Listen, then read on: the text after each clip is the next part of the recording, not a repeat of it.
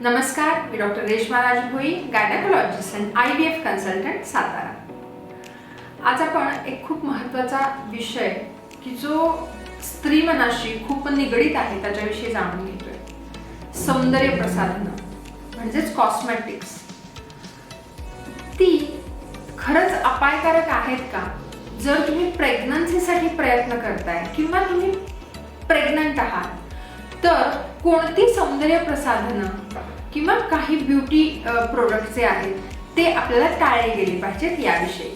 जर प्रेग्नन्सीसाठी प्रयत्न करताय, प्रेग्नन्सी आहे किंवा अगदी मी इथे परत नमूद करते की ज्या किशोरवयीन मुली आहेत त्यांना सुद्धा कॉस्मेटिकचं खूप आकर्षण आहे, त्यांच्यासाठी सुद्धा। कारण त्या एजमध्ये जर हॉर्मोनल डिस्टर्बन्स असेल तर तो त्यांना लाईफ लॉंग त्याला सामोरं जावं लागणार आहे, जसं की hormonal disruption causing PCOD, then infertility and related cancers जर पुढे जाऊन काही आपण पाहतोय तर। कारण मी एक मुद्दा इथे नमूद करते की टॅल्कम पावडर जे यूज करतात आणि जर तुम्ही प्रायव्हेट पार्टला टॅल्कम पावडर खूप डस्ट करताय तर कॅन्सर ओव्हरी होण्याचा धोका जास्त आहे।